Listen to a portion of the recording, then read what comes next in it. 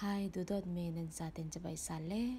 tôi trông chú Anhling hi phẳng phai tê thôi Buhchiar Suan mê hi ấy cái chạc ý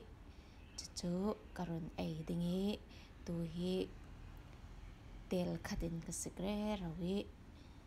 tên karun Suang đinh ý a chem tiang in đặc dạo sắc đinh in karun lau xóm Anhling ngày nay tôi sang chân thò về em ấy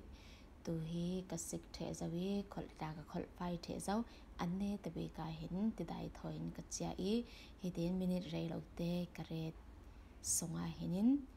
phẳng phai tê kha cái Suang rây lâu lại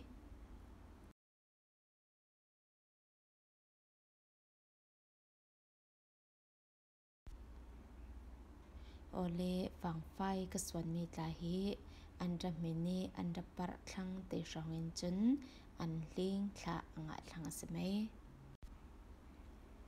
hiti te in Anhling hi karun thla mei rol te ka chaw the nuwa soda hi mal te in karoi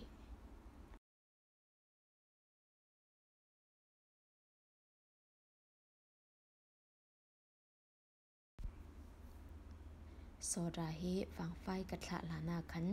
mai sabi ki roi khal ha thei thau thau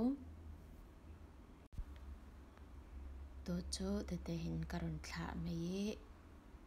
rol ten ka choki chu the le chi te karoi chi te le chita mau karoi chita mau asilo le me han nak giang man roi kan du lo khal si le thei thau thau chi te long thoi Suan khale thei thau thau mai du dan dan ten to cho anda sau re rau thlang anda sau no hi chanin rei pi Suan tla atul chang lo tu hi at alhang lam te jang so bang ka fun tep ta tok cha kau mai du dan te hi roi bet le semei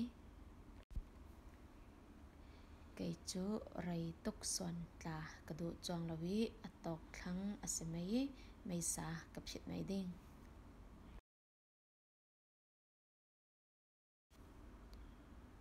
ole ei anga thlangi te hin alongin ka von ei mai ding arti pum khat te thoin mak phek phot karoi be ti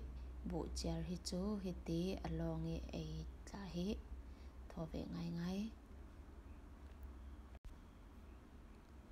hiti te in Anhling sup asemei video achem tiang in rak zau sak to nan za de para kalong oi nan za ten son tha mang thau le